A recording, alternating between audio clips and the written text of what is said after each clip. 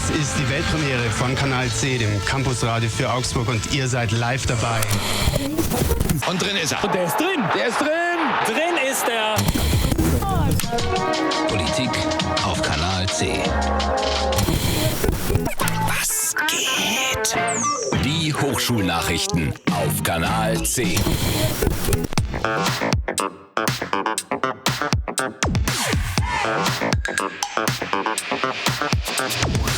Kanal C heißt das Programm, das seitdem jeden Montagabend auf Radio Fantasy zu hören ist. 5 Jahre Kanal C. Kanal C. Kanal C. Kanal C. Das Campusradio auf 93,4.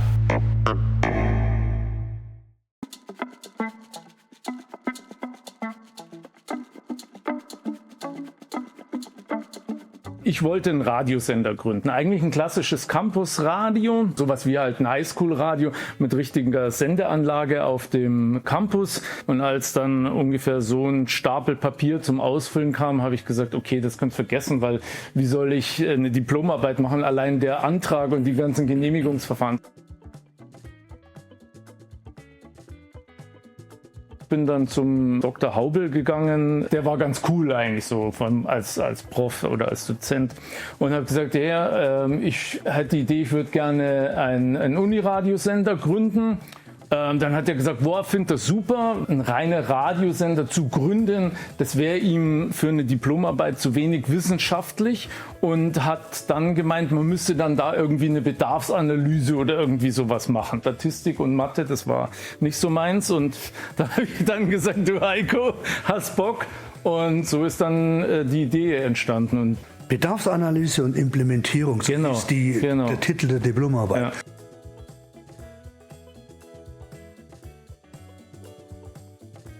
Waren hunderte Stunden Diskussionen mit den Gründungsredakteurinnen. Ja. Irgendwann mal, klar, Campusradio Augsburg, Universitätsradio, hat natürlich alle abgedroschenen Kombinationen, die man aus Radio, Campus und Uni und Augsburg machen kann. Und irgendjemand, und ich weiß nicht mehr wer, ob es Ronja war, irgendjemand kam, es war eine von den Mädels. Ja. Und irgendwann kam eine, und hat gesagt, Kanal C. Ja. Und bei Kanal C haben alle gesagt, oh ja, genau, den nehmen wir. Ja. Und dann gab es da gar keine Diskussion mehr. Ja. Und los ging's.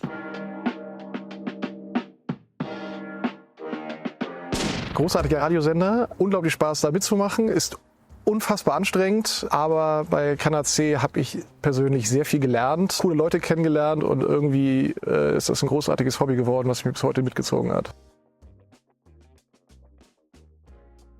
Zu Kanal C bin ich gekommen durch, glaube ich, ein Plakat, was irgendwo hing, und habe eine Freundin gehabt, Maria, der bin ich zusammen dahin gegangen und gesagt, komm, wir machen das jetzt einfach mal, wir gehen da jetzt einfach mal gemeinsam hin, und sind dann in die Eichleitner Straße gelaufen zu einer Redaktionssitzung. Wir hatten uns vorher so ein paar Sendungen noch angehört und haben gesagt, ja, okay, das kann man besser machen. Und dann sind wir da reinspaziert und haben gesagt, hallo, wir würden hier gerne mitmachen, und eigentlich würden wir ganz gerne auch richtig viel hier machen und haben Bock zu moderieren und Sachen zu tun. Ja, das ging sehr fix, dass wir das plötzlich auch gemacht haben. Das Erste, was mir einfällt, ist eigentlich ein Abend. Das war die Zeit, als Kanal C bei Fantasy vom Sender fliegen sollte, und dann gab es einen Abend, das war nach einer Sendung. Da waren wir im Sputnik und wir hatten erfahren, dass wir jetzt von der BLM Förderung kriegen und auf Sendung bleiben können.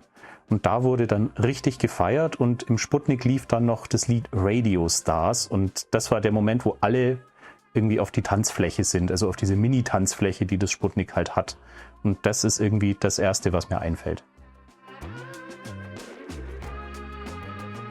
Also ich bin zu Kanal C gekommen, ich bin nach Augsburg zum Studieren. Ich habe Politik und Geschichte studiert und war kleiner Erstsemester und habe mir gedacht, ich muss irgendwas machen, um Leute kennenzulernen, und habe mir halt Radio klang interessant, Kanal C einfach mal angeschaut. Man durfte in der Redaktionssitzung rauchen, und hinterher gingen alle in die Kneipe und die Leute waren nett. Das war so der Aufhänger. Abgesehen davon, Radio hat mich auch interessiert. Man hat zu Semesterbeginn, ich würde sagen irgendwie 2001 wird das gewesen sein, einen Aufhänger gebraucht, um an der Uni neue Leute anzuwerben. Und wir durften da einen Tisch aufbauen vor der alten Cafeteria, und man hat halt noch irgendwas gebraucht, das zieht. Und am Abend vor diesem Tag, wo man da werben durfte an der Uni, war sowieso Kanal C-Sendung und dann hat man das halt so aufgezogen, dass der Ralf und der Willi im Studio eine Wette gemacht haben. Ich weiß nicht mehr, worum diese Wette ging, aber der Verlierer sollte sich die Haare abrasieren lassen. Es stand natürlich im Vorhinein schon fest, dass der Ralf verliert, weil der wollte sowieso zum Friseur und man hat halt dann am nächsten Tag zur Mittagszeit vor der alten Cafeteria Ralf dann in der Uni werbewirksam mit dem Rasierer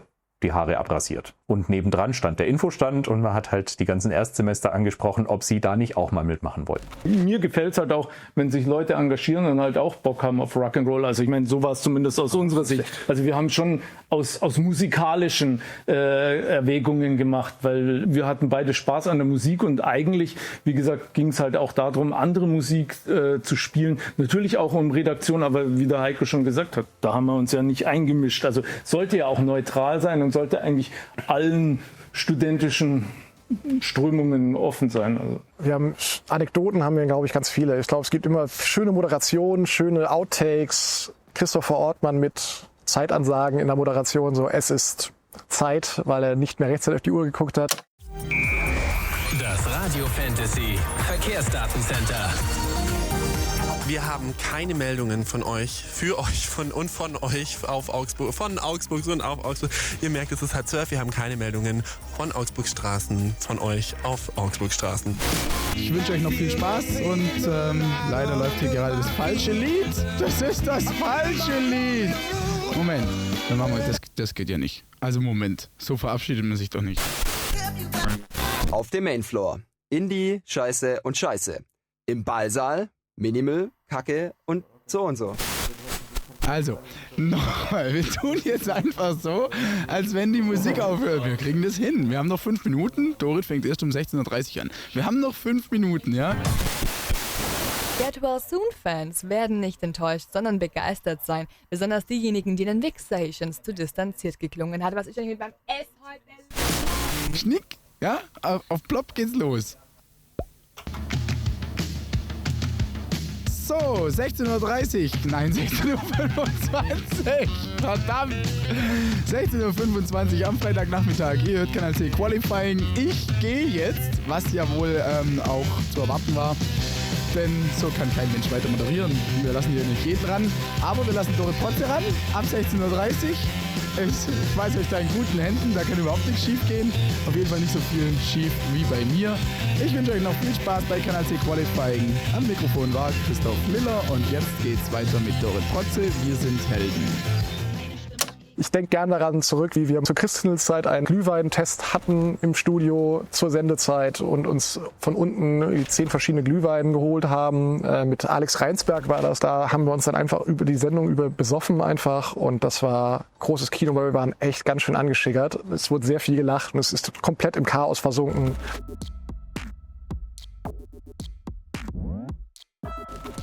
Es war Redaktionssitzung und es war eigentlich schon so die Zeit, wo ich nur noch in den Semesterferien hin bin oder halt gesagt habe, ich produziere noch Beiträge, aber jetzt nicht mehr so im Tagesgeschäft mit drin war. Und dann kamen eben die neuen Erstsemester und dann wurden ganz viele Leute gebraucht, die da Beiträge produzieren.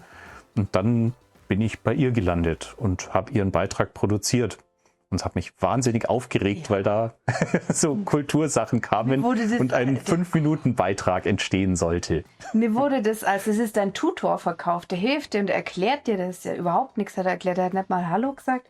Saß dann die ganze Zeit nur im Studio, hat möglich geschaut, dass er es zack, zack, zack durchkriegt, hat mir die ganze Zeit nur gesagt, wieso mein Beitrag nichts ist und dass man das so nicht machen kann, hat dann selber da reinpfuscht.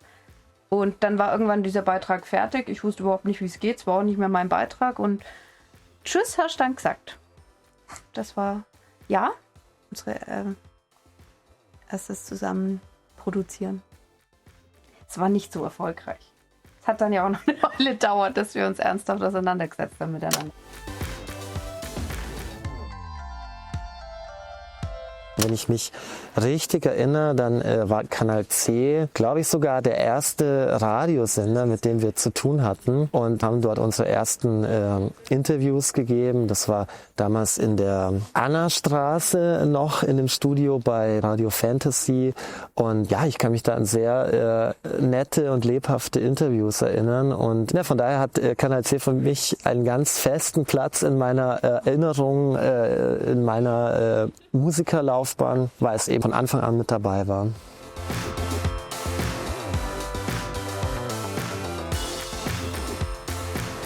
Ich müsste es wirklich lügen. Ich glaube, es war 2001, das Frischluft-Festival statt.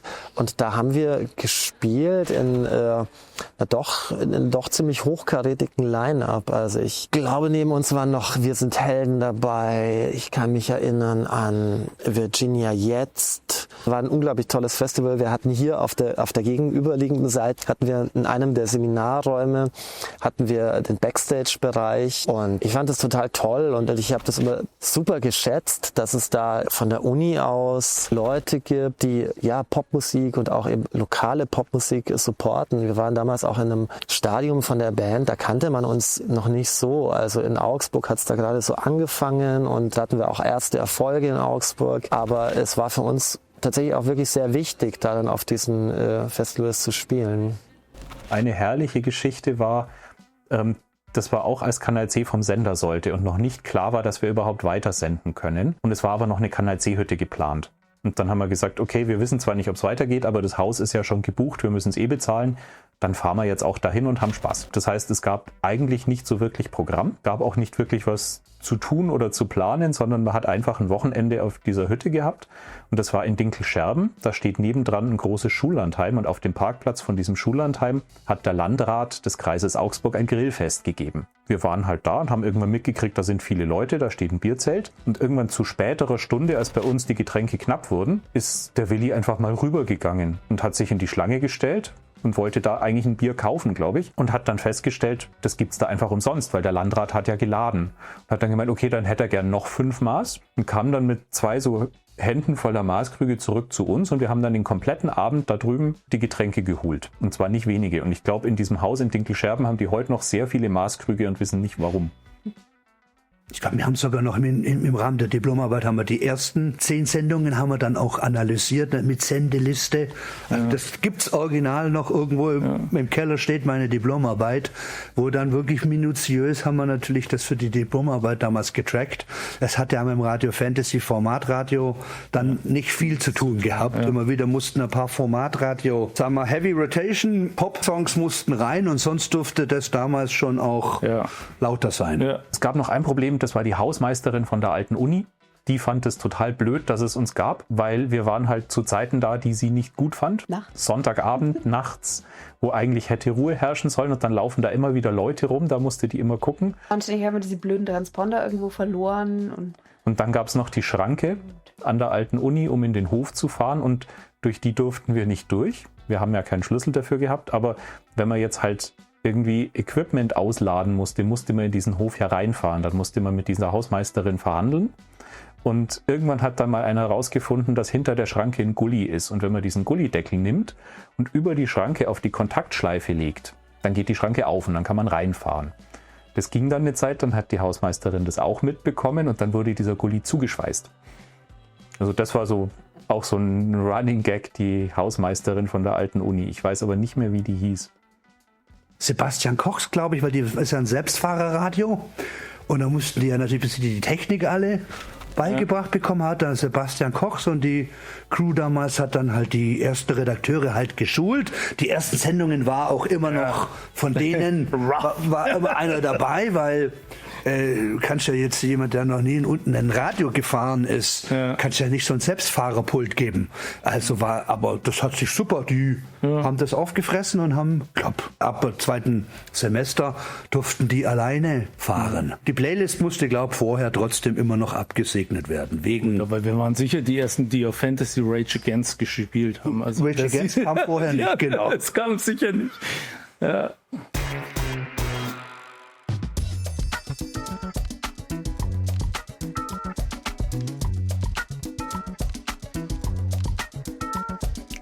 Also ich bin CVD geworden Frühjahr 2019 und war dann CVD bis Spätherbst 2021. Also ich glaube, ich habe es mal ausgerechnet, fast 1000 Tage waren es am Schluss, also hat auch eine lange Zeit. Ich bin 2018 zu Kanal C gekommen und dann Januar 2020 bin ich Chefin geworden und war dann bis August 2022 Chefin, also 2,5 Jahre. Nicht ganz 1000 Tage im Lukas.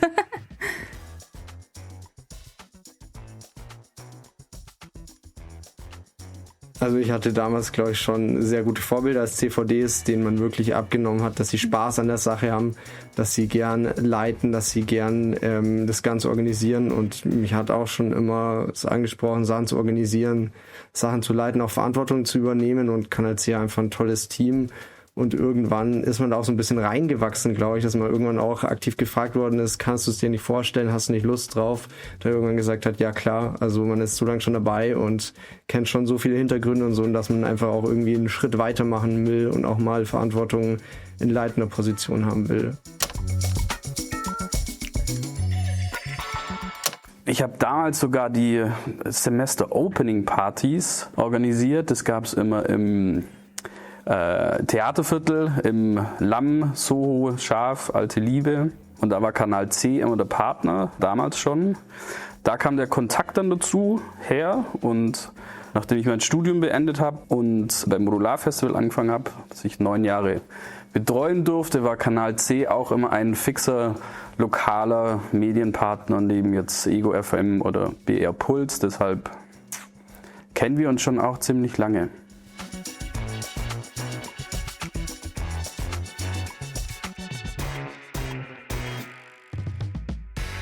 Die Zusammenarbeit war immer gut.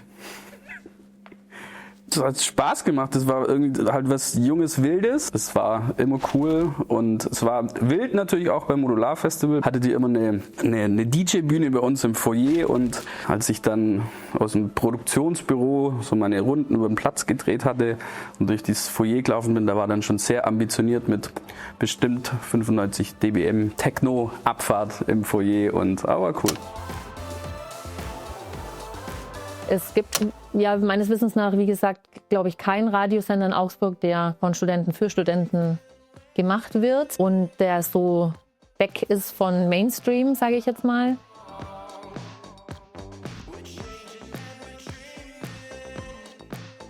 Kanal C war insofern mit dem Stadtjugendring bisher in Verbindung gestanden, dass Kanal C bei den jugendpolitischen Veranstaltungen zu den Wahlen immer ein sehr dankbarer Partner war, konnten so die Erstwählerinnen an der Uni und an der FH besser erreichen. Und auch beim Modularfestival hat das Radio immer wieder auch einen Stand gehabt und hat sich mit eigenem großen Interesse engagiert und über das Festival berichtet.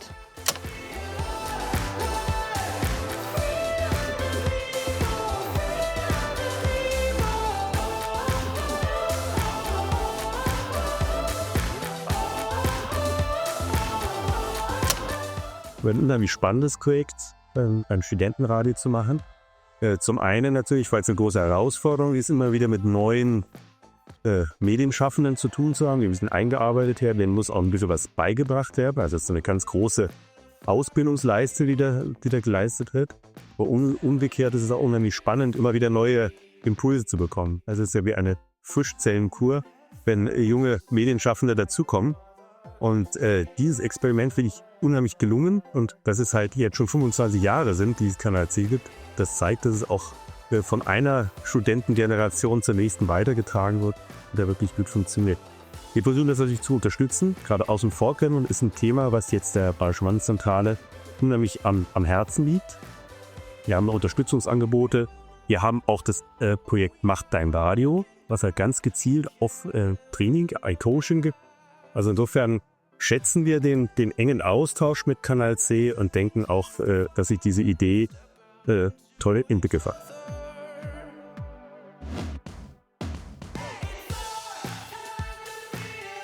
Dass es 25 Jahre sind, das setzt voraus, dass da viele engagierte junge Menschen dabei sind, die auch wirklich ihre Seele, ihre Leidenschaft da reinbringen.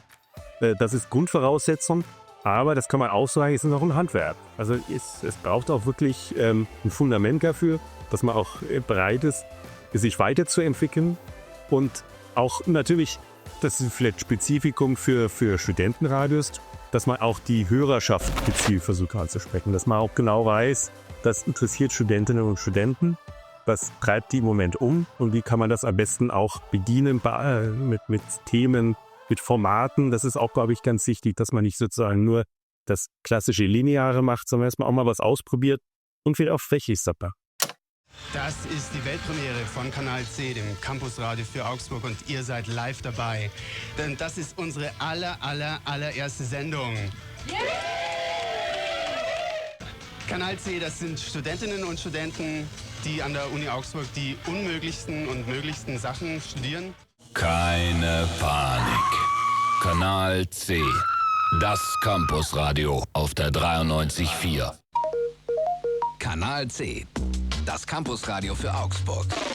Unabhängig, unbequem und unheimlich viel Spaß. Kanal C, 100% Studentenradio für Augsburg.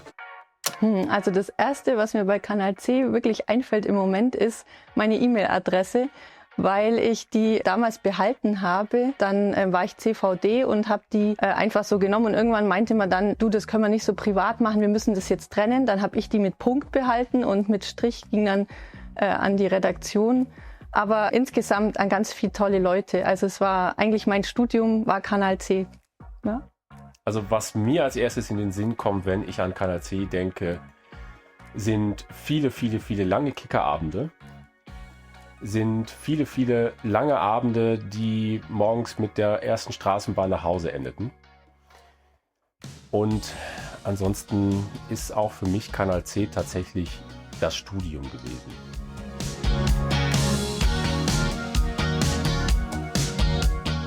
Da konnte jeder einfach sich mal hinsetzen und was machen und dass man Talente entdecken kann. Das hat mir immer so Spaß gemacht. Leute reden, dann denke ich mir immer, oh, das ist eine tolle Radiostimme. Auch bei Schülern heute, wenn ich die im Unterricht habe, denke ich mir manchmal, du könntest doch zum Radio gehen. So, das ist immer noch drin. So einfach Leute fördern und dass die da reinkommen in den Beruf. So ein Anlaufpunkt. Ich finde es unglaublich wichtig, dass die Stadt Augsburg bzw. dass insgesamt Augsburg einen unabhängigen, von Jugendlichen bzw. Studenten geführten Radiosender hat.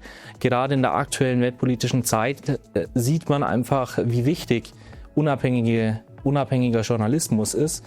Und gerade für Jugend ist es halt schön, dass es einen unabhängigen Radiosender gibt, der vor allem einfach auch nicht auf Fremdmittel angewiesen ist. Dementsprechend kann natürlich Kanal C auch ganz andere Themen bedienen, die ein freier Radiosender jetzt nicht bedienen kann.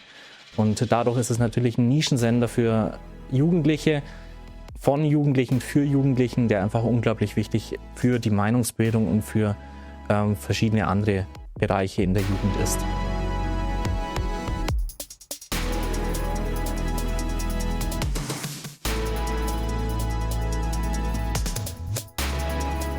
Bereits gesagt, ich finde es unglaublich wichtig, dass es ein Angebot wie Kanal C gibt, denn Jugendliche sollten die Chance haben, auch jugendliche Themen bespielt bekommen von Medien. Und diese Medien, gerade wenn man andere Medien anschaut, die spielen einfach Themen nicht so jugendgerecht ab, wie es eigentlich sein sollte, bzw. wie es sein könnte. Dementsprechend ist es gerade für Jugendkultur und für Jugendliche super wichtig und super schön auch, dass es einfach Ehrenamtliche gibt, die sich damit auseinandersetzen und zum Beispiel über Kinofilme was berichten, über Themen der Politik. Das sind einfach Themen, die die Jugend was angehen und die vor allem einfach auch jugendlich auch aufbereitet sein sollten. Es darf ja kein Ziel geben, außer dass es ein Uniradio wird. Genau. Wir konnten doch nicht sagen, ich will das so haben oder ich will eine politische Meinung wie die oder einen Musikstil wie den, sondern das Redaktionsteam haben ein bisschen was rausgefunden. Mit der Bedarfsanalyse, natürlich wollten die Leute alternative Musik hören. Ja. Das war ganz klar, also weil die Pop-Formatradios zu der Zeit einfach den meisten Leuten musikalisch zum Hals rausgehängt haben. Sonst waren die schon ganz witzig, aber die Musik war halt dominiert vom Format. Aber wir haben die Ergebnisse von der Bedarfsanalyse hingelegt und gesagt, das sagt der Augsburger, die Augsburgerin, das haben die Professoren gesagt, das haben die Studentinnen gesagt. Das will der Sender. Und das will der Sender. Und hey, euer Ding.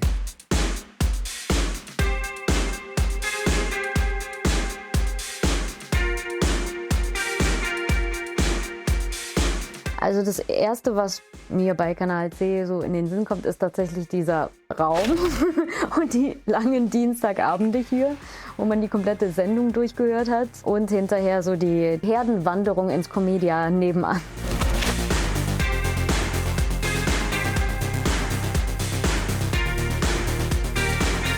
Ich habe irgendwie alles gemacht, so ein bisschen. Also ich habe ein bisschen moderiert und ich habe ein bisschen Nachrichten gemacht, aber tatsächlich Nachrichten damals noch gar nicht so viel. Dann habe ich das Kultur- und hier Marketing-Ressort eine Weile gemacht und ich habe dann eigentlich auch die ganze Zeit weitergemacht. Also ich habe dann eigentlich direkt mit Radio weitergemacht. Also ich habe mehrere Praktika gemacht, dann habe ich hier bei RT1 das Volo gekriegt und bin dann von RT1 praktisch zur BLR gegangen, zu dieser Nachrichtenagentur in München. Und also bei Kanal C war ich noch gar nicht so wahnsinnig nachrichtenaffin, ehrlich gesagt. Das hat sich dann hinterher irgendwie so herauskristallisiert, aber es war gut. Jetzt mache ich auch Nachrichten, aber bei das Ding, beim SWR. Ich habe bei Kanal C ganz viel gemacht. Gefühlt macht man bei Kanal C immer unglaublich viel, irgendwie alles. Ich habe als einfacher, ja geil, geh mal auf die Straße und mach mal ein paar Interviews Redakteur angefangen. Ich weiß gar nicht, ob das Kulturredaktion war oder so. Habe dann so ein bisschen Politik gemacht, habe dann schnell zur Musik gewechselt, habe über Beiträge gemacht über Trip-Hop und über Daft Punk und solche Geschichten. Und dann habe ich schnell gemerkt, so cool, ich will eigentlich moderieren. Das habe ich dann auch noch parallel da geguckt, dass wir das auf die Schiene kriegen. Und dann war ich plötzlich CVD 3 Jahre lang oder 2 Jahre lang. Ich habe dann einen Job in Hamburg angefangen und war eigentlich auch ganz happy darüber. Aber ich habe dann noch den Vereinsvorsitz gemacht, während ich schon weg war. Und das war wirklich eine harte Zeit. Da war ich in Hamburg, der Vereinsvorsitz in Hamburg zu machen, während der Kanal C in Augsburg ist. Kann ich nur jedem empfehlen, das nicht unbedingt zu tun. Es ist schön, wenn man in derselben Stadt ist, zumindest, damit man Kontakt zu den Leuten hat, dass man hingehen kann oder eventuell vielleicht auch mal einen Aktenordner aus einem Raum holen kann und gucken kann. Krass, was für eine Rechnung hatten wir eigentlich? Da hatten wir so ein bisschen Probleme mit. Aber ich war dann ganz froh, das abgeben zu können, dass da Leute das waren, wo ich wusste, cool, denen kannst du das in die Hand drücken, die machen das verantwortungsvoll weiter und sorgen dafür, dass das alles weiterläuft. Am Anfang war es wirklich so, ich war traurig, dass ich gegangen bin, dann war es sehr anstrengend und inzwischen vermisse ich es häufig wieder und denke immer gerne zurück an die Zeit, so, weil die war echt schon spaßig. Also das Erste, was mir bei Kanal C in den Sinn kommt, ist sicherlich mein erster Beitrag für Kanal C. Es war damals 2013. War ich in meiner ersten Redaktionssitzung und dann meinte gleich der Kollege neben mir, ja, komm du einfach mal mit. Ich bin am Wochenende bei Thorsten Havener, dem Mentalist im Spektrum. Und da bin ich einfach mitgegangen. Und es war nicht nur eine coole Show von ihm, sondern war natürlich auch ein besonderes Gefühl, da das erste Mal als Redakteur vor Ort mit dem Mikro in der Hand das mitzuerleben und da dann gemeinsam den Bericht darüber zu machen.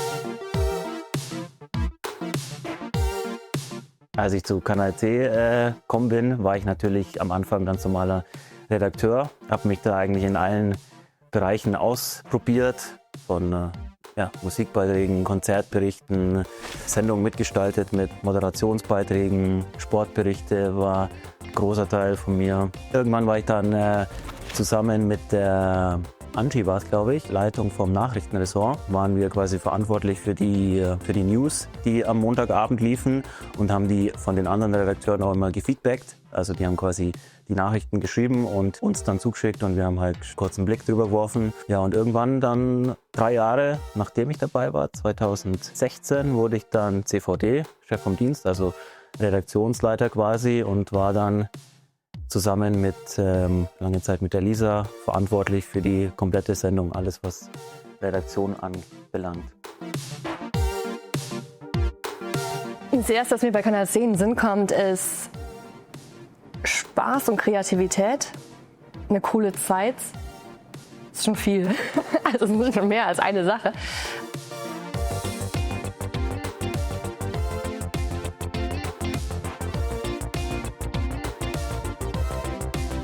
Ich habe bei Kanal C eine relativ steile CVD-Karriere hingelegt, also eine ganz klassische Aufstiegsgeschichte. Ich kam zur ersten Redaktionssitzung und ich glaube 2 Sitzungen später, also 2 Wochen später, war zufälligerweise die Wahl zum HOPO-Ressortleiter.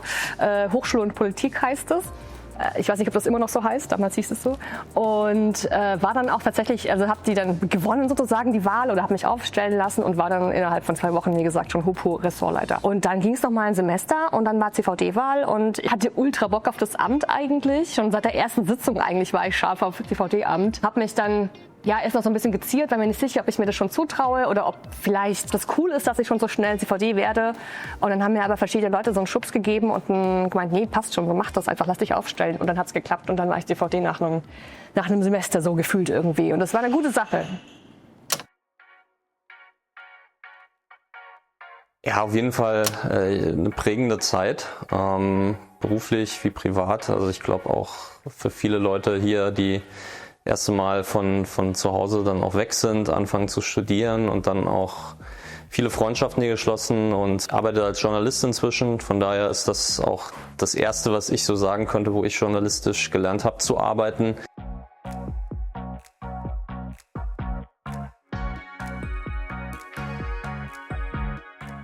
So auf eine Begebenheit oder so reduzieren würde, dann denke ich immer wieder dran, dass ich durch die Zeit bei Kanal C irgendwann bei Modular gelandet bin als Moderator. Das war, glaube ich, 2012 muss das gewesen sein. Und da war der größte Act dann Kraftklub. Kurz bevor sie so ihren Durchbruch hatten, konnten die noch auf Modular spielen, umsonst übrigens. Und dann wurden ein paar von uns gefragt, ob wir dieses Festival moderieren. Und dann weiß ich noch, wie ich da abends dann da stand. Und in der Zeit, wo dieses Festival dann geplant wurde, wurde Kraftklub dann auch immer größer. Und ich stand dann an der Kongresshalle dort auf dieser Wiese, wo die Bühne war. Und man sah einfach nur noch Menschen. Und dann da so zu stehen und zu denken, das hast du auch ein bisschen der Zeit hier zu verdanken, dass du mal sowas mitgemacht hast. Da denke ich immer noch gerne und häufig zurück. Hallo liebe Hörer, wir sind Kanal C und ihr hört Sportfreunde Stille.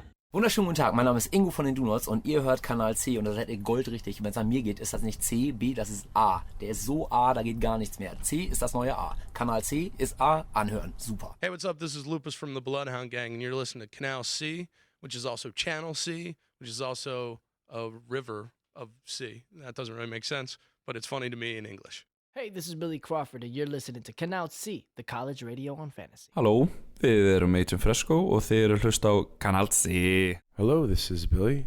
This is Eric. From the band Augustines. You are listening to Canal C, Oxford's youngest radio. Hey, this is your Uncle Crack and you're listening to Channel C, the college radio on fantasy.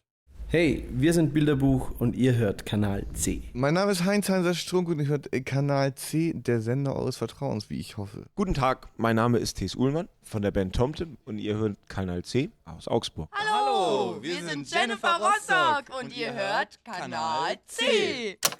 Also das, was nach dem C kam, lief eigentlich schon während dem C an, nämlich meine Zeit beim FCA. Ich habe damals schon immer an Spieltagen so als Werkstudent ausgeholfen und habe da so in die Medienabteilung reingeschnuppert.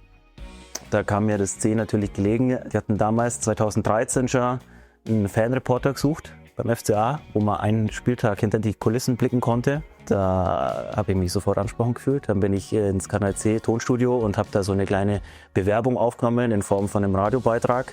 Mich halt kurz vorgestellt, schön die FCA-Hymne unterlegt und ja, dann wurde ich am Ende ausgewählt. Durfte da dann beim Pokalspiel gegen Bayern hinter die Kulissen blicken. Hat mega viel Spaß gemacht und dann war ich einfach so frei und habe den Abteilungsleiter von damals, unseren Pressesprecher, gefragt, ob die nicht öfter Unterstützung brauchen könnten, weil ja, Kanal C und so Medien hat mich schon immer interessiert. Da lag es natürlich nahe, auch weiterzumachen und ja, dann hat sich das ergeben, dass ich an den Spieltagen immer aushelfen konnte und dann wurde es irgendwann mehr mit Werkstudent und dann 20 Stunden unter der Woche aushelfen und ja, seit 2017 dann fest angestellt beim FCA und es war ja wie so ein schleichender Prozess. Es wurde dann immer mehr beim FCA und irgendwann war die Zeit dann so viel, dass es fürs C nicht mehr gereicht hat. Und das war dann quasi das Ende vom C. Aber dank dem C habe ich ja eine neue Herausforderung dann bekommen. Es gibt auch meiner Ansicht nach, kann ich nur bestätigen, keinen besseren Einstieg in die Medienwelt als so ein Studentenradio. Und jeder, der einen Einstieg sucht in irgendeinen Medienberuf, und da ist es egal, ob Zeitung, Fernsehen oder sonst irgendwas, fangt bei einem Studentenradio an. Und auch deswegen hier in Augsburg bei Kanal C. Es gibt keinen besseren Einstieg. Und es ist auch, darf man nicht vergessen, ein super Sprungbrett. Ja. Also ich kenne zumindest keinen, der nicht auch davon in seinen Berufen jetzt noch profitiert. Gerade wenn es Medienberufe sind, auch wenn es keine Medienberufe sind, auch wenn es Medienpädagogen oder andere Leute sind, die haben alle davon profitiert, ihre Schritte bei Kanal C gehen zu können. Ich bin heute, wie gesagt, als Journalist tätig, wohne mittlerweile in Berlin und bin jetzt seit einiger Zeit Redakteur für Politik und für Panorama bei T-Online. Von daher ganz viel, was ich bei Kanal C gemacht habe oder alles, was ich danach gemacht habe, baut auf dem auf, was ich da gelernt habe. Immer mal wieder auch in der Öffentlichkeit was mit, die in der Medienbranche Fuß gefasst haben, sei es jetzt als Radiomoderatoren oder als Selbstständige, die für viele Radiosender arbeiten oder auch für Zeitungen.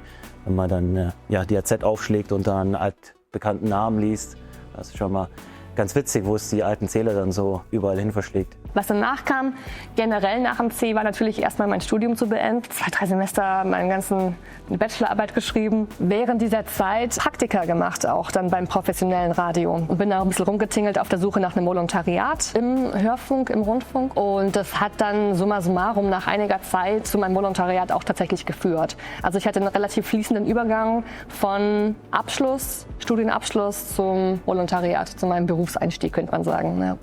Und da bin ich dem C auch dankbar, beziehungsweise das war der eigentliche Grund, glaube ich, warum es überhaupt so nahtlos ineinander überlaufen konnte.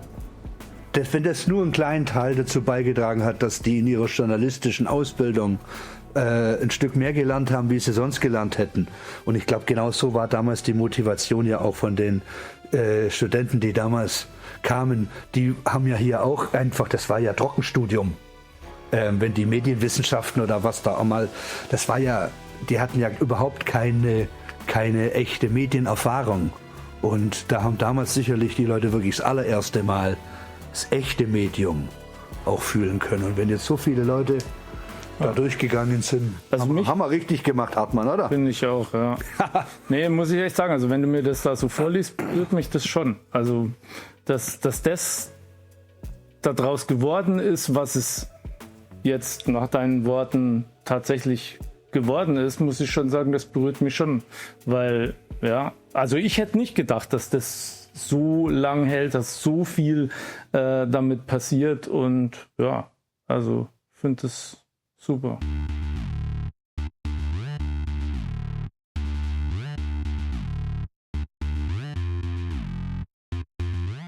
Also zuerst war ja die Idee, eigentlich einen wirklichen Sender zu gründen tatsächlich. Und nachdem das nicht ging, habe ich dann bei damals Radio Fantasy, ich weiß gar nicht, ob es heute noch so heißt, aber gibt es immer noch, genau, da kannte ich damals den Felix Kovac, der war der Sendeleiter. Zu dem bin ich dann hingedackelt und habe gesagt, hey du hier riesen Studentenstadt und tolle Zielgruppe, genau deine, junges Radio, bla bla bla und hier, ob er nicht Lust hätte. Und so ist es dann entstanden. Der hat gesagt, er muss seine Investoren, was weiß ich, Gesellschafter da fragen, hat es vorgeschlagen und hat dann gesagt, ja okay, mach mal, kriegt er, also in der Woche, damals hatten wir, glaube ich, weiß nicht wie es heute ist, aber damals hatten wir 2 Stunden. Dienstag von 10 bis 12, glaube ich. Ja, 2 Stunden. Ich kann mich noch sehr gut daran erinnern, ich habe das damals gesehen in einer der ersten Wochen, da war angeschlagen, dass eine Informationsstunde stattfand. Das war auch dann genau der Zeitpunkt, an dem ich die Charlie kennengelernt habe. Und ich dachte mir, der hat eine tolle Stimme, den müssen wir kriegen. Also er hat ja dann auch moderiert und das war genau richtig, dass du da geblieben bist. Ja, ich fand das deshalb so interessant, denn ich selber komme von einem kleinen Dorf und überall da, wo immer irgendwo Medien auftauchten, da war das schon, oh, da ist jemand im Radio gewesen, oh, da ist jemand im Fernsehen. Das war für mich eigentlich ewig weit weg. Und als ich dieses Angebot gesehen habe, eines Studentenradios, da habe ich gesagt, jetzt musst du da eine Chance ergreifen. Also ich habe lustigerweise mit einem Beitrag angefangen über das Aus- und Fortbildungsradio M94.5 in München. Habe ewig viel Beiträge gemacht. Comedy gab es damals noch. Ich weiß gar nicht, ob das so lustig war, aber wir haben da so eine komische WG-Soap gehabt. Da durfte ich dann eine Sprechrolle übernehmen. Und dann ging es auch schon los mit Moderation. Und wir hatten am Anfang Einzelmoderatoren und irgendwann haben wir dann angefangen, Doppelmoderation zu machen. Und das fand ich viel lustiger. Das war dann irgendwie lebendiger. Dann habe ich irgendwann angefangen, die Redaktionssitzungen zu leiten. Und das war eine ganz schwierige Phase dann auch, weil wir gar nicht mehr auf Sendung waren. Wir wurden da rausgeworfen. Das war, ich glaube, 98. Im Juli hieß es plötzlich, wir haben zu schlechte Quoten, wir dürfen nicht mehr senden. Und dann haben wir aber trotzdem weitergemacht. Also wir wollten da jetzt nicht einfach das so hinnehmen, sondern haben uns weitergebildet. So, wir sind auch zum ersten Mal auf eine Hütte gefahren. Da kamen ja dann noch x Hütten nach. Also das war dann eine ganz wichtige Geschichte, finde ich, dass man immer sich getroffen hat. Dann habe ich auch versucht, mit Radio RT1, das ist ja der Konkurrenzsender von Fantasy damals gewesen, Kontakt aufzunehmen, weil ich da mal ein Praktikum gemacht hatte. Und dann haben wir eben versucht, bei RT1 reinzukommen. Und kurz bevor das dann soweit war, dass wir da senden konnten, kam Fantasy und da hat uns ein neues Angebot gemacht. Und dann gab es eine große Abstimmung und die Mehrheit war dafür, dass wir bei Fantasy bleiben. Ähnliche Geschichte gab es ja dann später nochmal. Ja, leider. Das war ja dann Ende 2000. Das war dann in der Zeit, wo ich mit Christoph Miller CVD war. Da hatte Fantasy wieder das gleiche Problem mit Kanal C. Ja, die Quoten sind was so schlecht. natürlich auch ein bisschen verständlich ist, wenn man sich die Funkanalyse anschaut. Montags abends Kanal C, dienstags morgens die Frühstückssendung startete mit einer schlechteren Quote als an den anderen Tagen. Das bedeutet also natürlich schon, die Leute hatten ein bisschen den Sender umgeschaltet. Unser Motto ist, wir spielen die neuen Hits. Wir haben einen sehr großen Schwerpunkt auch überhaupt generell, was Musik anbelangt. Musik zu entdecken, ein Stück weit Musik früher auch zu spielen als andere Radiosender. Aktuelle Musik spielt bei uns eine sehr, sehr hohe Rolle. Wir erzählen auch Geschichten rund um Musik, haben natürlich die lokalen Themen, die hier in Augsburg und der Region im Fantasyland interessant sind.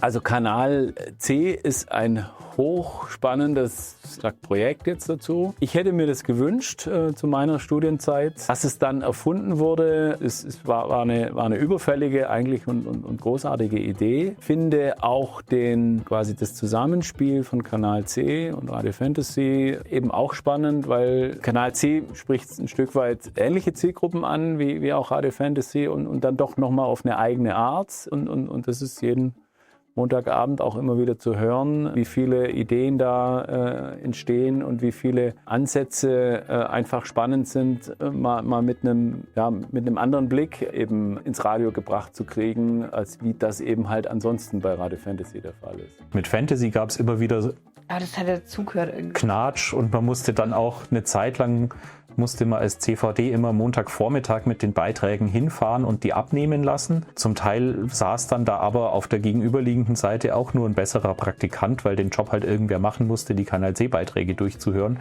Das war manchmal auch recht lustig. Wir haben damals viele Gespräche geführt mit Peter Valentino, so hieß er, der Geschäftsführer, der sich auf keinen Handel mehr einlassen wollte. In einem dieser Gespräche habe ich ihm dann allerdings offenbart, gut, dann gehen wir halt an die Bayerische Landeszentrale für neue Medien und werden mal gucken, wie die da so drauf reagieren. Was uns eben damals in die Karten gespielt hat, ist eben, dass Radio Fantasy keine Sendung von sich aus ändern durfte, sondern die mussten das ja immer beantragen. Das ist ja heute, glaube ich, noch ähnlich. Da kam es dann nicht nur, dass die dann Radio Fantasy gezwungen haben, in Anführungsstrichen, diesen Radiosender, also unsere Sendung, weiterlaufen zu lassen, sondern dann haben die auch noch ein Finanzierungsangebot gemacht und das war der Anfang, dass dann auch Kanal C Geld bekam von der Bayerischen Landeszentrale für neue Medien, inklusive dem sicheren Sendeplatz, der auch nicht mehr geändert werden durfte, weil jetzt auch Geld dafür fließt. Also Radio Fantasy hat Geld bekommen und davon mussten die Hälfte an uns abgeben. Das war wie ein Sechser im Lotto. Also ich habe gedacht, Wahnsinn. Also besser kann es ja nicht laufen und dann war es eben gesichert. Genau, ab dem Zeitpunkt war es gesichert. Dann waren also die ganzen Diskussionen, die du erstens geführt hattest, Ende der 90er und Anfang der 2000er, dann auf unserem Schreibtisch wieder landete, war das auf einmal passé. Und damit war auch die Finanzierung gesichert für Kanal C. Verhältnis zwischen Kanal C und Radio Fantasy sehe ich als sehr gegenseitig befruchtend. Voraussetzung ist natürlich, dass quasi auf beiden Seiten eben so ein gewisses Grundverständnis so für die Bedürfnisse und die Ziele des jeweils anderen ist. Also Radio Fantasy mit einem eher kommerziellen, ein bisschen mainstreamigeren Ansatz auf der einen Seite und eben halt Kanal C mit einem klaren Fokus auf eine klare Zielgruppe und auch mit dem Ansatz, ein bisschen ausführlicher Themen zu besprechen zu einer Sendezeit, zu der das auch passt. Kann mir vorstellen, dass da vielleicht so ein bisschen dieses Miteinander eben halt jetzt nicht über allem stand, sondern dass irgendwie man vielleicht so sehr zielgetrieben irgendwie so seine eigenen Interessen irgendwie so quasi über alles andere gestellt hat. Und dass es dann die eine oder andere Reibung gibt und gab, das habe ich auch selber mitbekommen, aber ich habe eben hauptsächlich in der Zusammenarbeit jetzt über gut 10 Jahre, die ich selber persönlich jetzt mitgestalten durfte, hat absolut das Positive und dieses gemeinsame Interesse und diese gemeinsame Leidenschaft am Thema Radio, Audio, die hat immer überwogen und die lässt es eben auch heute immer noch sehr spannend sein. Na klar, lief beim C dann öfter mal was nicht nach Plan und es gab mal, keine Ahnung, Versprecher oder einen Sendeausfall. Kann immer mal passieren, sollte nicht, aber ist halt beim Ausbildungsradio so.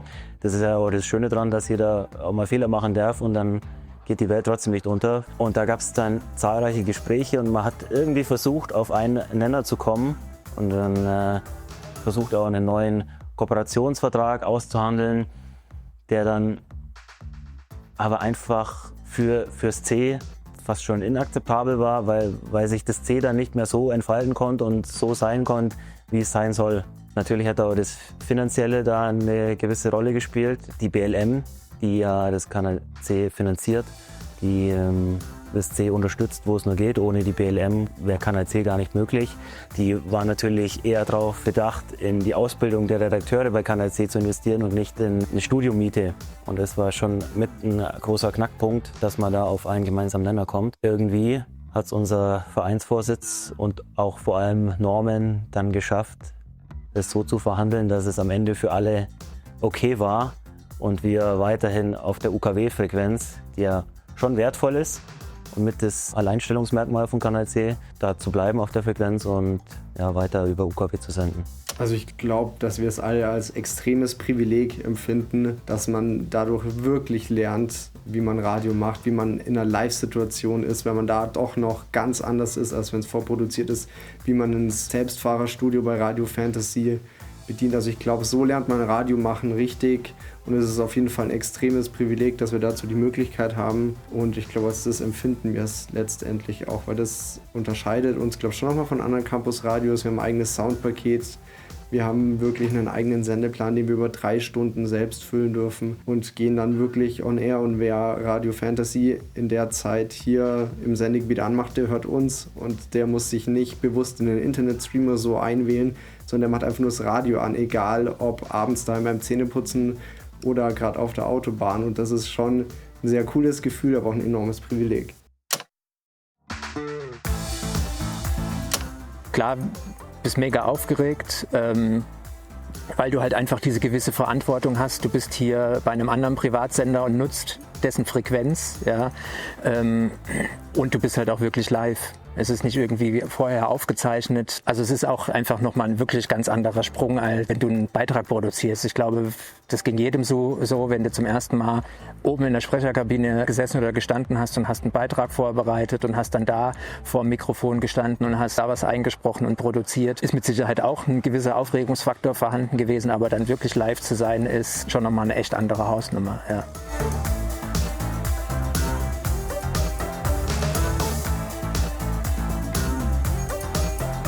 Ganz am Anfang die normalen Redaktions- oder Redakteurstätigkeiten und dann irgendwann, ich weiß gar nicht, ob ich erst Geschäftsführer war oder erst CVD, aber auf jeden Fall war ich relativ lange beides gleichzeitig, weil zu der Zeit gab es dann, glaube ich, auch an sich einen Umbruch, dass es dann auch nicht mehr begleitstudiumsfähig war oder halt einfach irgendwie nicht mehr so viele Punkte gebracht hat. Deswegen gab es dann halt auch diese Nachwuchsprobleme, aber ich glaube, das gab es dann mit Sicherheit die Jahre danach immer mal wieder, ja, und deswegen habe ich dann lange Zeit beide Positionen gemacht, ja.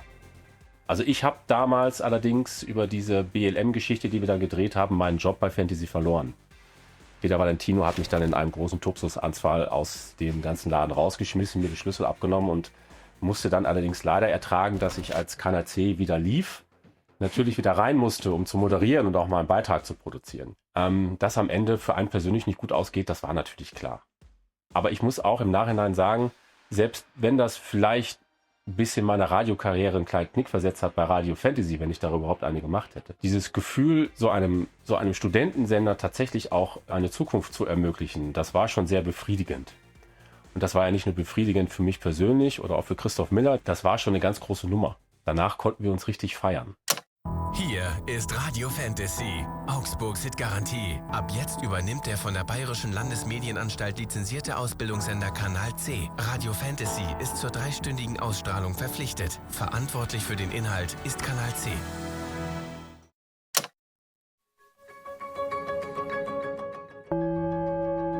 Das neuartige Coronavirus breitet sich knapp einen Monat nach dem ersten Auftreten in China weiter aus. Corona in Deutschland. Es ist die 7. Woche. Die Zahl der Infizierten steigt. Die Folgen für Mensch, Wirtschaft und unseren Alltag werden immer spürbarer. Also ich glaube, Corona hat uns erstmal allen am Anfang den Boden und den Füßen komplett weggezogen. Es hat keiner damit gerechnet. Wir hätten uns die Ausmaße, wie wahrscheinlich alle, nie denken können. Und es hatte natürlich auch einen großen Einfluss auf das Tagesgeschäft von Kanal C. Wenn man sich hier Dienstagabend nicht mal schnell zu 20 oder 30 für eine Redaktionssitzung treffen kann, sondern das Ganze irgendwie online verlagern muss, ist es ein Problem. Erstmal, weil man die ganze Infrastruktur schaffen muss. Generell organisatorisch auch eine Sendung unter den Bedingungen auf die Beine zu stellen, war erstmal ein großes Problem. Es ging dann alles. Es ist keine Redaktionssitzung jemals ausgefallen dadurch und auch keine Sendung. Darauf sind wir auch ein bisschen stolz, glaube ich. Aber es waren auf jeden Fall große Herausforderungen, die wir dann irgendwie alle gemeistert haben zusammen, weil irgendwie doch alle zusammengeholfen haben und sich untergehakt haben, und dann hat man das irgendwie geschafft, hat Sendungen auch mal von zu Hause aus produziert, die dann nur noch eingespielten Nachrichten im eigenen Wohnzimmer. Man ist dann zwangsläufig kreativ geworden, aber im ersten Mal war Corona, wie für alle ein kleiner Schock und hat erstmal alles auf den Kopf gestellt.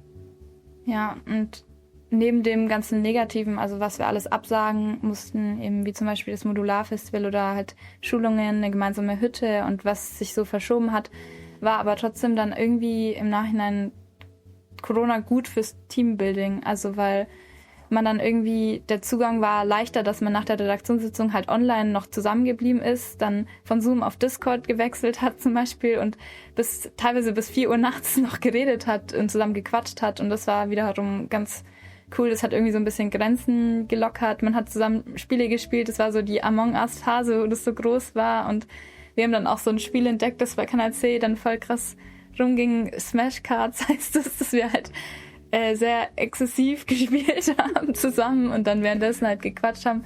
Also ich hatte das Gefühl, als man sich wieder in Real treffen konnte und wir wirklich wieder Rezis in Präsenz hatten, war natürlich die Euphorie sowieso schon groß, aber man kannte sich irgendwie viel besser, und auch Leute, die uns davor die neu dazugekommen sind, die uns in echt noch nicht gesehen haben, waren dann irgendwie schon so cool miteinander, weil man kannte sich ja trotzdem schon online halt. Es war dann zwar manchmal ein bisschen Überraschung, du bist größer als ich dachte in echt oder kleiner oder so, aber zwischenmenschlich war halt, eigentlich war es genauso, als hätte man sich halt gesehen in echt.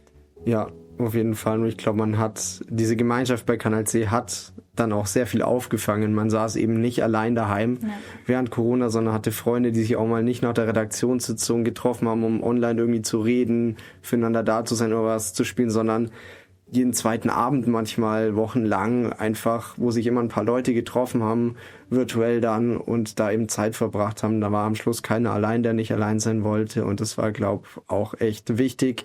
Hat den Leuten natürlich viel gebracht und auch dem Teambuilding, wie du es schon gesagt hast. Also das Wir-Gefühl hat es auf jeden Fall gestärkt.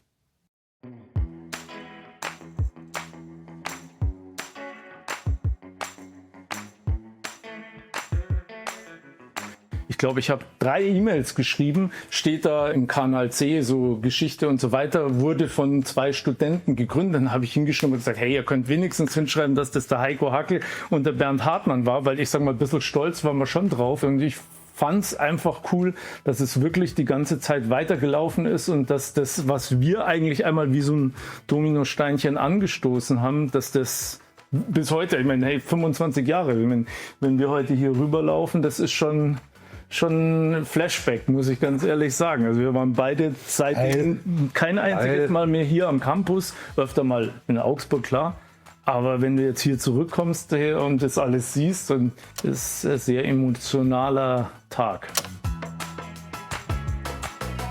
Ich habe in Kanal C bestimmt mehr Zeit reingesteckt als in mein Studium, aber ich bereue das auch nicht, weil ich unglaublich viel gelernt habe bei Kanal C, was man jetzt auch nicht unbedingt im Studium lernen kann, weil es einfach so viel interpersonelle Dinge sind, Kommunikation, wie schreibe ich Leute an, wie gehe ich mit verschiedensten Leuten um, und hat mir bei Kanal C einfach unglaublich viel für die Zukunft gebracht. Bei Kanal C habe ich vor allem die Geschäftsführung gemacht über 4 Jahre und nachher auch noch ein bisschen beratend im Außendienst. Ich habe mich natürlich auch auf kreative Art und Weise ausgetobt. Musikredaktion war immer sehr nett, zusammen dann Pizza zu essen und Musik zu hören. Was kann man sich Schöneres vorstellen? Ich bin super gern ins Kino gegangen und habe dann Kinobeiträge gemacht, Hochschulpolitik, Nachrichten und ab und zu Co-Moderation habe ich gemacht. Aber das meiste war wirklich die Geschäftsführung im Hintergrund. Also das Beste als Kanal C sind auf jeden Fall die Leute, würde ich sagen. So aus meiner Erfahrung, einfach, weil man so viele Leute kennengelernt hat, die mittlerweile echt enge Freunde sind. Sonst das Beste ist auf jeden Fall diese absolute Freiheit, die man hat. Man darf alles ausprobieren, es gibt kaum Grenzen. Ich glaube, so frei ist man später nie wieder in der Medienbranche oder generell in der Berufswelt. Kann es nicht besser sagen. Also Platz 1 ist auf jeden Fall die Leute einfach. Also ich glaube, echt viele von uns haben ja Freunde fürs Leben so gefunden. Ich meine, es haben sich Pärchen gebildet und so. Also das ist auf jeden Fall, was man irgendwie zusammen erlebt hat. Und als sie 25 geworden ist, hat man sich das so ein bisschen zum Anlass genommen, da überhaupt drüber nachzudenken. Weil man lebt natürlich jetzt so halt in seiner Generation Kanal C, aber wenn man halt wirklich drüber nachdenkt, wie alt auch schon die Leute vielleicht jetzt sind, die ja bei der Gründung dabei waren oder auch schon nur 10 Jahre vorher und wie viele Leute das sind, das ist schon echt krass cool. Und wenn man dann denkt, es haben ganz viele das erlebt, was man selber erlebt, und es haben sich ganz viele Freundschaften gebildet, so wie jetzt in unserer Generation sich Freundschaften bilden, dann ist es schon echt cool. Auf jeden Fall habe ich hier viele Leute kennengelernt, die sehr, sehr wichtig immer noch für mich sind. Einige meiner besten Freunde habe ich hier an der Zeit in Augsburg kennengelernt. Die sind jetzt alle über Deutschland verteilt, ich ja auch nicht, ich bin ja auch nicht mehr hier. Man sieht sich nicht mehr so oft, aber ich habe noch alle Nummern von den Leuten von damals, und wenn man irgendwann mal vorbeikommt in eine Stadt und weiß, der und der wohnt da, dann ruft man auch mal kurz an, und es würden mir wenige einfallen, die mich nicht irgendwann mal auf dem Weg mal wieder getroffen habe, und wenn irgendwas anliegt oder so, ist es auch oft so, dass man sicherlich dem einen oder anderen dann sofort Rat und Tat zur Seite steht. Zumindest geht's mir so. Ja, also so der feste Kern, die Heidrun, die war in der Kulturredaktion, die war dann Taufpatin von der Laura. Tobi, der ist in München, der hat die Nachrichten gemacht, den sehen wir auch regelmäßig, also einmal im Jahr schaffen wir es immer. Ja, so Willi und Julia natürlich, so das so die ganz festen Freunde, mit denen man damals auch weggefahren ist. So, da hat man auf jeden Fall noch Kontakt. Ist weniger geworden, sehr viel weniger, gerade weil wir auch örtlich sehr weit weg sind von den meisten. Wir versuchen es aber immer mal wieder. Also das Interessante ist allerdings immer, wenn man auf diese Leute trifft, man hat sofort ein Gesprächsthema und es ist eigentlich gleich wieder so wie früher. Also es ist wirklich Wahnsinn. Also weil man so eng zusammengearbeitet hat, wirklich Ziele verfolgt und erreicht hat, das schnürt schon sehr eng zusammen. Und alle die wir immer mal wieder treffen, da ist sofort das Bonding sofort wieder da. Das dauert keine 2 Sekunden. Ich hatte bei Kanal C viele tolle persönliche Erlebnisse. Ich habe meine Lieblingsbands kennengelernt, natürlich auch viele neue, viele interessante Leute kennengelernt. Aber das, was mir am meisten in Erinnerung geblieben ist, sind einfach die Hütten, zu denen wir zusammen gefahren sind, um da dann Schulungen zu machen. Und ich würde da jetzt gar keine spezielle Hütte rausnehmen, aber im Großen und Ganzen war jede super. Es war immer eine super tolle Zeit, und wir haben da auch immer super viel gelernt, obwohl es immer sehr spät wurde. Ich habe noch viele Freundschaften aus Kanal C. Wie gesagt, mit Maria habe ich noch zu tun. Wir hören immer noch, schreiben uns immer wieder noch mal, schicken uns noch alte Fotos aus der Zeit auch, wenn wir aneinander denken. Den Michi Köppel sieht man hin und wieder mal und freut sich, wenn man sich sieht. Also das sind jetzt Freundschaften, die natürlich jetzt über die Entfernung eher terminiert sind so, aber man weiß immer noch, die gemeinsame Kanal C-Vergangenheit, die verbindet schon noch stark. Ja, ist noch Kontakt da, ja.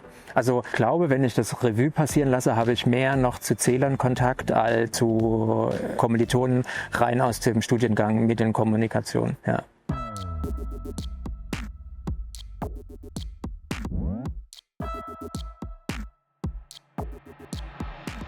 Ich finde es super, dass es euch noch gibt.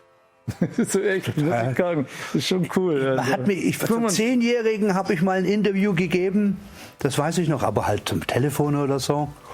Also ich muss sagen, ich habe in meinem Leben viele Firmen gegründet, aber so lange wie die gab es keine. Also älter wie meine Kinder. Ja. Also ich glaube, es ist auf jeden Fall ein großer Meilenstein, ein Vierteljahrhundert Kanal C. Kanal C ist älter als ich. Dass man sich das mal so bewusst macht, gibt es schon länger.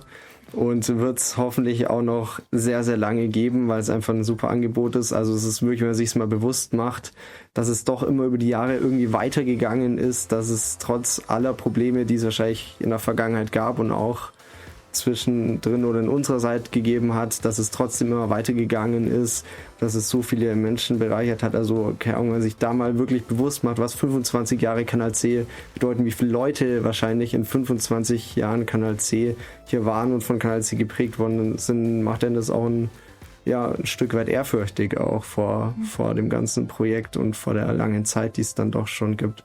Bei uns die Redensart, wenn dann einer weggeht, so, wir brauchen jetzt neue Leute, sonst geht das hier alles kaputt und so. Und dann kommt man auch in so eine Gedankenspirale, dass man denkt, ja, ohne mich oder ohne uns hier, da wird das eh nie weiter werden. Es ging immer weiter und dass der Sender jetzt 7, 8 Jahre, nachdem ich da weggegangen bin, auch immer noch existiert, das ist ja mehr als der Beweis.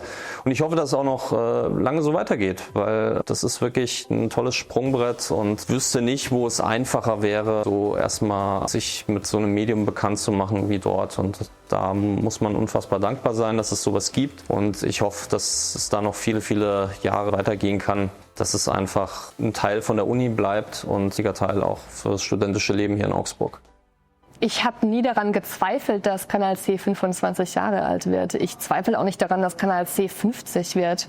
Also solange Leute, wie gesagt, da sind, die Spaß haben und einfach Interesse an Audio haben, mache ich mir da gar keine Sorgen. Nein, ich habe jetzt nicht unbedingt erwartet, dass seit einem Vierteljahrhundert Kanal C immer weitermacht, aber umso schöner ist es. Und einer Zeit, wo man vielleicht denken könnte, dass Radio an Relevanz ja verliert, also mit Spotify und den ganzen anderen Streaming-Diensten. Aber ich glaube ehrlich gesagt, so ist es nicht. Und ich glaube, die Leute wollen das auch. Und die Leute wollen auch ein bisschen begleitet werden, so in dem, was man entdeckt, in der Information, die man jetzt gerade dann auch über die lokale Musikszene bekommt. Und deswegen glaube ich ganz fest an eine Zukunft von Radio und auch gerade so Campusradios wie Kanal C. Also ich habe mir eigentlich nie Gedanken darüber gemacht, dass das Kanal C irgendwann verschwinden könnte, weil immer wieder engagierte Leute gab, die es mit Herzblut weitergeführt haben. Und ich glaube, das wird definitiv auch die nächsten 25 Jahre so sein. Es gibt immer Leute, die sich unfassbar reinhängen, also die auch wirklich so viel Freizeit reinstecken, weil es einfach auch ein tolles Projekt ist. Und es gibt immer Leute, die das so dermaßen mit Herzblut machen. Wenn ich daran denke, die CVDs zu meiner Zeit, ich weiß nicht, ob die noch ein Privatleben außerhalb von Kanal C hatten, oder? Wenn ich da an so einige denke. Nee, von daher, es ist nur logisch. Ich habe immer gehofft, dass es länger ist und ich bin total begeistert, dass wir jetzt echt 25 Jahre sind lang. Ich meine, ich habe nur so einen kleinen Anteil daran, die 3, 4 Jahre so, aber es ist schon ziemlich beeindruckend, ja. Ja, selbstverständlich, natürlich. Ich glaube, 25 Jahre hat keiner im Voraus gedacht. Nee, aber ich muss auch ganz ehrlich sagen, nee, habe ich nicht gedacht. Ich habe wirklich gedacht, die Bachelor-Leute sind der Untergang für Kanal C. Keiner hat mehr Zeit, keiner hängt sich da mehr mit Herzblut rein, sondern greift nur seine Punkte ab. Aber das hat sich ja zum Glück nicht bewahrheitet. Aber nein, ich hätte das nicht gedacht. Aber freut mich, dass anders ist. Ja, ich bin, glaube ich, kurz nachdem Kanal C 10 Jahre wurde, so nach dem Motto dazu gestoßen. Ja, weil wir halt echt damals wirklich so diese Nachwuchsprobleme hatten, habe ich echt gedacht, boah, wie lange geht es noch gut? Haben Studenten überhaupt noch Bock? Weil damals wirklich so dieser Begleitstudiumscharakter, weniger Punkte. Gibt es dann wirklich noch viele, die darauf Bock haben, wenn sie dafür quasi keine Punkte erwerben für ihr Studium? Aber irgendwie gab es damals dann auch schon CVDs, Vorgenerationen, die dann gesagt haben, irgendwie geht's immer weiter, ja, und jetzt sind wir 8 Jahre später und existiert immer noch und das ist ja trotzdem irgendwie schön. Wenn ich mir überlege, als ich zu Kanal C gekommen bin, lief es ja schon 10 Jahre und für ein studentisches Projekt, was ausschließlich von Ehrenamtlichen getragen wird, plus natürlich eine Förderung, ist es wirklich bemerkenswert, dass es 10 Jahre gehalten hat, dass es 15 Jahre gehalten hat, dass es volljährig geworden ist und dass es 25 und auch vielleicht auch 30 oder noch älter wird, da habe ich jetzt eigentlich gar keinen Zweifel dran. Ich glaube, es gibt den einen oder anderen, der Kanal C immer noch in seinem Lebenslauf stehen hat. Ich gehöre auch dazu. Ich glaube, das zeigt durchaus, dass viele Leute, und ich gehöre absolut dazu, total stolz auf das bin, was früher lief. Und noch stolzer, dass es immer noch Leute gegeben hat und immer noch Leute gibt, die es weiterführen. Also was ihr damals aufgesetzt habt, was wir damals gemeinsam fortgeführt haben und in die Zukunft geführt haben, das macht, also mich selber macht das schon sehr stolz. Ja.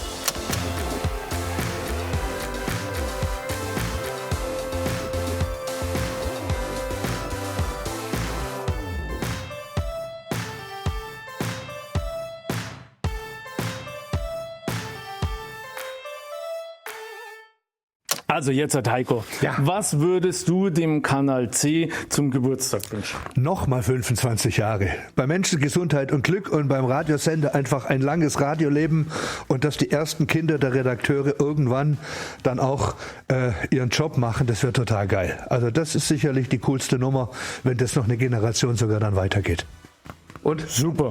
Ja, ich schließe mich an. Ich wünsche euch und allen Hörern natürlich auch weitere 25 Jahre Kanal C, dass ihr hoffentlich genauso viel Spaß daran habt. Nochmal 1000 Sendungen, nochmal, weiß ich nicht, 5 Heiraten, Enkelkinder, Kinder, alles Mögliche. Ich finde super, was draus geworden ist. Und ich würde mich freuen, wenn ich in 25 Jahren nochmal interviewt werde. Ja, das möchte ich jetzt schon sagen. Bitte nochmal einladen.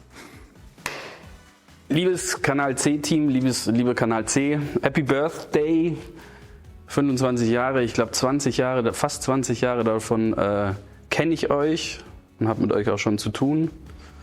Noch pompöser hört sich ein Vierteljahrhundert an, deshalb auf die nächsten 25, bald geht's in den 3. Stock, macht weiter so. Bussi Baba. Ciao. So, ich muss erst mal erklären, das hier ist Laura, das erste Kanal C-Baby, sie ist jetzt groß. Und ich wünsche euch ganz viele Kanal C-Babys, die könnt ihr jetzt auch mitarbeiten. Sie geht jetzt an die Uni und dann ganz viele Studenten, die weiter Kanal C machen. Alles Gute für die nächsten 25 Jahre bei Kanal C auf der 93.4, oder? Ich glaube immer noch die 93.4. Da werdet ihr auch noch 25 Jahre bleiben, weil das bedeutet, der Heimatsender besteht auch noch. Ich wünsche Kanal C das Lebensglück, was ich auch gefunden habe, meine Julia. Übrigens damals auch CVD gewesen. Sag mal Hallo. Ja, hallo.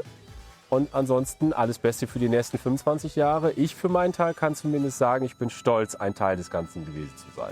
Auf die nächsten 25.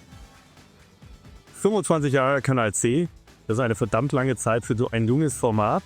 Ganz herzlichen Glückwunsch von Seiten der Bayerischen Landeszentrale für neue Medien. Ich wünsche Ihnen weiterhin viel Neugier, viel Innovationskraft, Frechheit und vor allen Dingen bleiben Sie mal an den Medien dran, bleiben Sie kritisch. Versuchen Sie, Ihre Zielgruppen auch auf allen Kanälen zu erreichen. Alles Gute. Liebes Kanal C-Team, ihr habt 25 Jahre hinter euch jetzt bereits. Wir wünschen euch alles Gute und macht weiter wie bisher. Und noch viel mehr. Happy Birthday! 25 Jahre Kanal C, Respekt für die Leute, die es machen und die Leute, die dahinter stehen und jeden Montag diese tolle Sendung auf die Beine stellen. Ich bin echt froh, dass es euch noch gibt. Ich wünsche mir, dass es in 25 Jahren auch noch so ist und wenn es da einen 50. Geburtstag gibt, werde ich garantiert dabei sein. Danke Kanal C für alles, was du mir zurückgegeben hast. Euer Chris. Ein Teil von Kanal C zu sein, das es jetzt schon 25 Jahre gibt, ist echt ein richtig, richtig schönes und auch echt Stück weit episches Gefühl, finde ich. Und man kann sich das immer gar nicht vorstellen, wie viel es vor einem gibt. Und wenn man dann drüber nachdenkt, wie viel es nach einem geben wird, ist es einfach richtig krass. Krass, dass Kanal C mittlerweile 25 Jahre alt ist, älter als die meisten jetzt, die bei Kanal C sind. Und hoffentlich gibt es Kanal C dann noch ganz lang, was eine wirklich richtig gute Sache ist. Alles Gute zum 25. Geburtstag. Liebes Kanal C, ich war wahnsinnig gerne ein Teil von dir und ich hoffe, es gibt dich noch sehr, sehr viele Jahre. Happy Birthday to you, Happy Birthday to you, Happy Birthday, lieber Kanal C, Happy Birthday to you. Liebe Kollegen von Kanal C, herzlichen Glückwunsch zum Geburtstag, 25 Jahre, wow. Ihr seid jetzt auch erwachsen geworden, habt viel erlebt, habt euch toll entwickelt. Ich freue mich auf die nächsten 25, auf einen interessanten Austausch, viele neue Ideen von euch und auf eine weiterhin gute Zusammenarbeit. Herzlichen Glückwunsch. Liebes Kanal C, bei dir ist seit 25 Jahren nicht nach 90 Minuten Spielende. Herzlichen Glückwunsch zu deinem Geburtstag. Bleib frech, frei und unkonventionell. Der Montagabend gehört dir.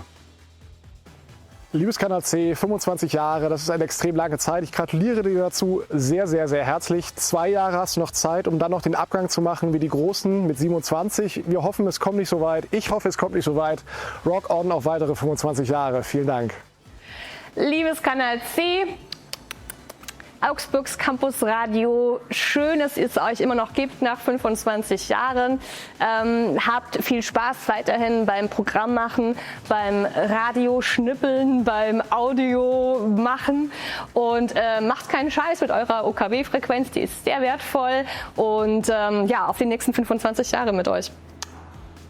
Hallo liebes C, ich wünsche dir noch ganz oft 25 Jahre und ganz viele tolle Menschen, die Radio machen und auf Hütten dabei sind und zusammen feiern und zusammen lachen. Bye. Ich wünsche mir für Kanal C, dass es weiterhin ein Live-Ausbildungsradio bleibt, weil es war damals schon ein absolutes Alleinstellungsmerkmal von Ausbildungsradios in Bayern, dass Kanal C als, glaube ich, einziges damals 3 Stunden live auf Sendung gegangen ist und auch über eine richtige Radiofrequenz und nicht über irgendeinen Webstream. Happy Birthday, Kanal C. Happy Birthday, alles Gute zum Geburtstag, Kanal C. Auf die nächsten 75 Jahre. Oh, das ist dann echt alt. Sehr schön, weiter so.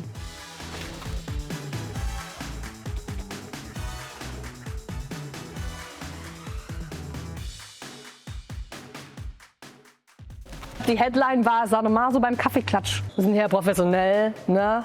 So.